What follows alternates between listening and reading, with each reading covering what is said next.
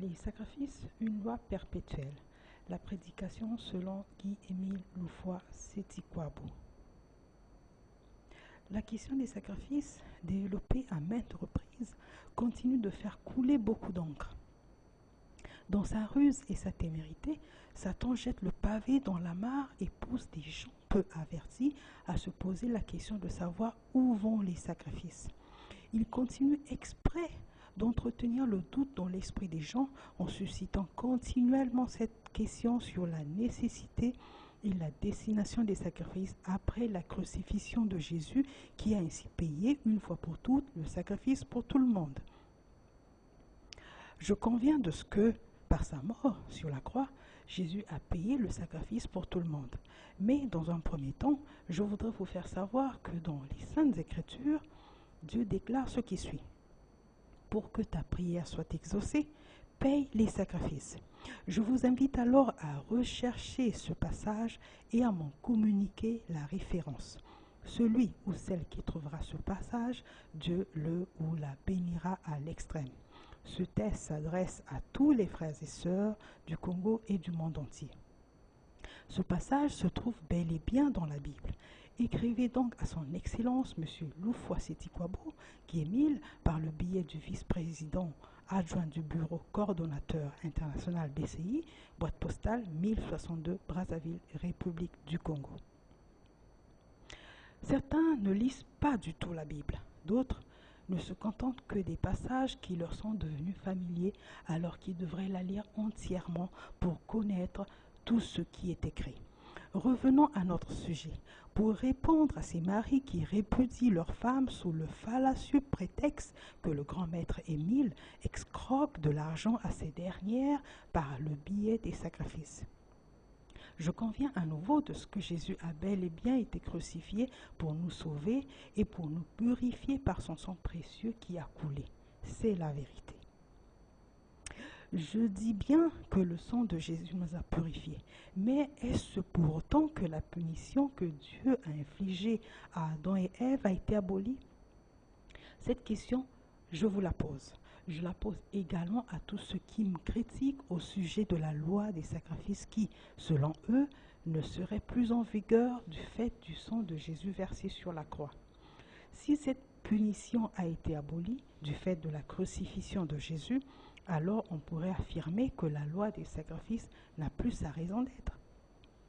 Or, pour n'avoir pas obéi à ses commandements et à ses recommandations, Dieu dit à Adam, « C'est à la sueur de ton front que tu mangeras du pain, car tu es poussière et tu retourneras poussière. » Et à Ève, il dit, « C'est avec peine que tu accoucheras. » Tels sont les termes de la punition infligée à Adam et Ève par l'Éternel Dieu, notre Père céleste.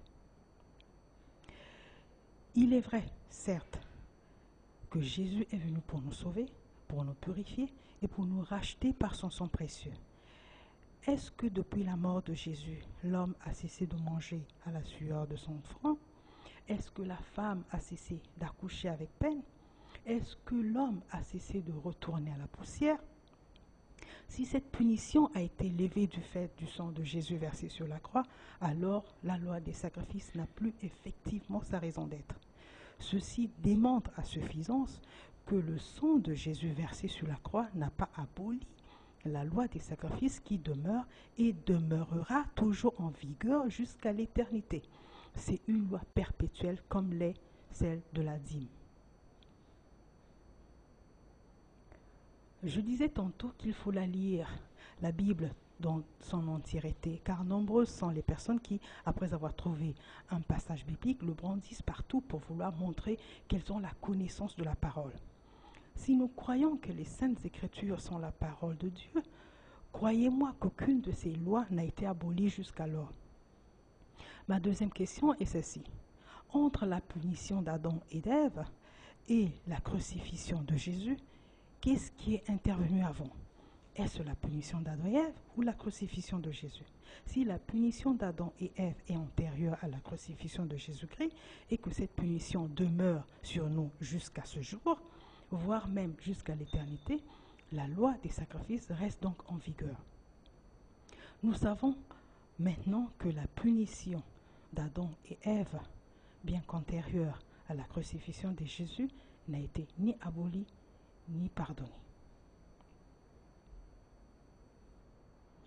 Pour conclure, vous conviendrez avec moi que le problème du paiement des sacrifices n'est plus à discuter. Dès lors qu'il est démontré que cette punition demeure jusqu'à ce jour, alors laissez les gens observer cette loi des sacrifices et toute personne étant libre d'adhérer ou pas à l'association Luzolo Amor OPH. Je me demande si les personnes qui, par excès de zèle, continuent à contester le caractère perpétuel de la loi des sacrifices, sous prétexte qu'elle serait tombée des ouettes du fait de la crucifixion de Jésus-Christ, se rendent réellement compte que la Bible nous interdit de douter ou discuter de la parole de Dieu au risque de nous emprisonner nous-mêmes. Je rappelle que la punition d'Adam et Ève n'a jamais été abolie, comme le vécu quotidien le confirme, car la femme accouche toujours dans la douleur et l'homme continue à gagner à la sueur de son front. Lorsque Dieu créa Adam, il lui donna pour mission principale de veiller sur toute la créature. Il avait de quoi manger en abondance, tout était à sa portée. Il pouvait en user à volonté. Puis Dieu se rendit compte qu'Adam avait trop de travail et qu'il n'était donc pas bon qu'il fût seul. C'est pourquoi il décida de lui donner une aide, un autre lui-même, la femme. Ainsi fut créée Ève à partir d'une côte prélevée sur Adam.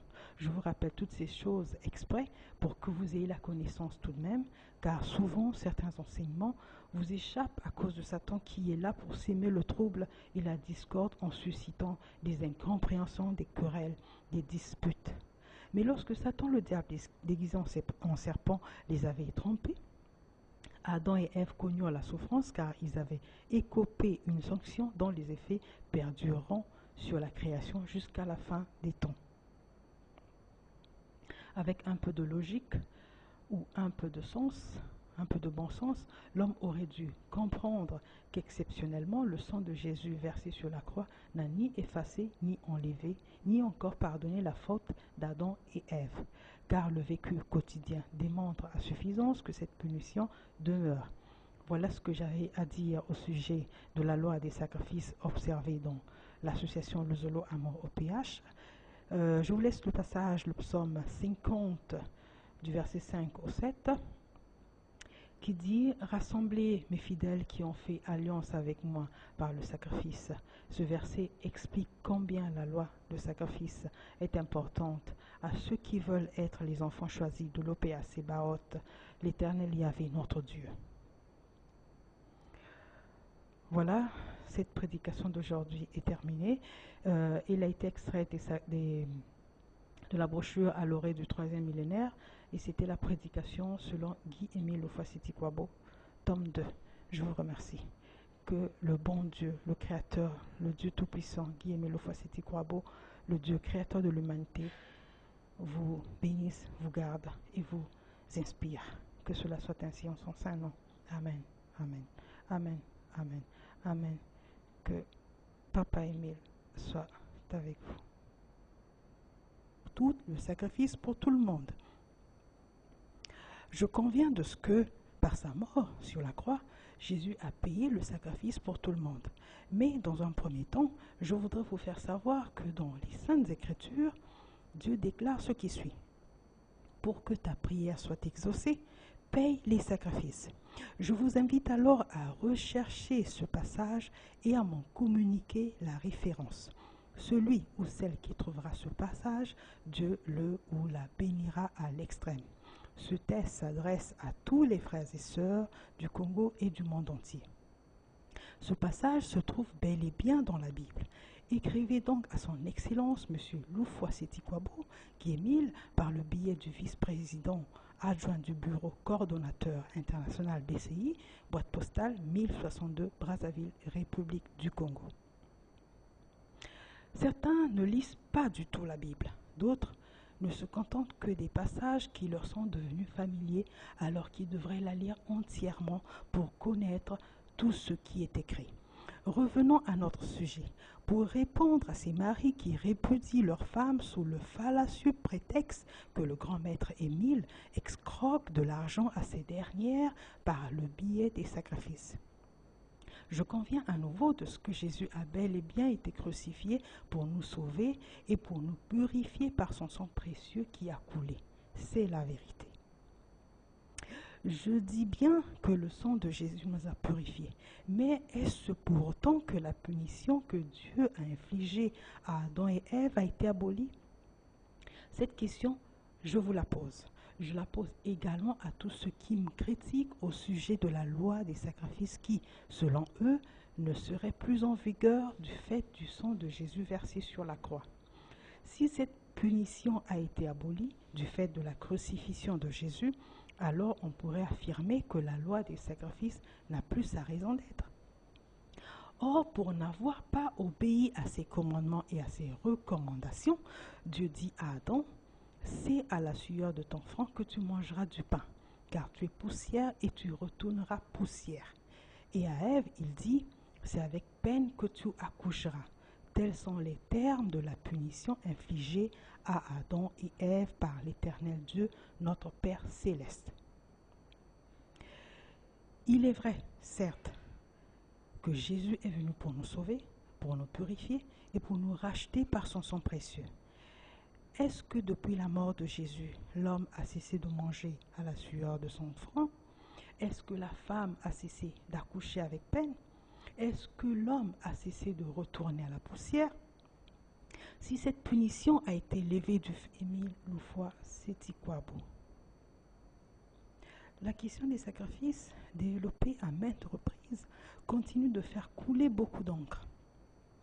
Dans sa ruse et sa témérité, Satan jette le pavé dans la mare et pousse des gens peu avertis à se poser la question de savoir où vont les sacrifices. Il continue exprès d'entretenir le doute dans l'esprit des gens en suscitant continuellement cette question sur la nécessité et la destination des sacrifices après la crucifixion de Jésus qui a ainsi payé une fois pour toutes le sacrifice pour tout le monde. Je conviens de ce que, par sa mort sur la croix, Jésus a payé le sacrifice pour tout le monde. Mais dans un premier temps, je voudrais vous faire savoir que dans les Saintes Écritures, Dieu déclare ce qui suit. Pour que ta prière soit exaucée, paye les sacrifices. Je vous invite alors à rechercher ce passage et à m'en communiquer la référence. Celui ou celle qui trouvera ce passage, Dieu le ou la bénira à l'extrême. Ce texte s'adresse à tous les frères et sœurs du Congo et du monde entier. Ce passage se trouve bel et bien dans la Bible. Écrivez donc à son Excellence M. Loufoy Seti-Kouabou, Émile, par le biais du vice-président adjoint du bureau coordonnateur international BCI, boîte postale 1062 Brazzaville, République du Congo. Certains ne lisent pas du tout la Bible, d'autres ne se contentent que des passages qui leur sont devenus familiers alors qu'ils devraient la lire entièrement pour connaître tout ce qui est écrit. Revenons à notre sujet. Pour répondre à ces maris qui répudient leurs femmes sous le fallacieux prétexte que le grand maître Émile excroque de l'argent à ces dernières par le biais des sacrifices. Je conviens à nouveau de ce que Jésus a bel et bien été crucifié pour nous sauver et pour nous purifier par son sang précieux qui a coulé. C'est la vérité. Je dis bien que le sang de Jésus nous a purifiés, mais est-ce pour autant que la punition que Dieu a infligée à Adam et Ève a été abolie? Cette question, je vous la pose. Je la pose également à tous ceux qui me critiquent au sujet de la loi des sacrifices qui, selon eux, ne serait plus en vigueur du fait du sang de Jésus versé sur la croix. Si cette punition a été abolie du fait de la crucifixion de Jésus, alors on pourrait affirmer que la loi des sacrifices n'a plus sa raison d'être. Or, pour n'avoir pas obéi à ses commandements et à ses recommandations, Dieu dit à Adam, « C'est à la sueur de ton front que tu mangeras du pain, car tu es poussière et tu retourneras poussière. » Et à Ève, il dit,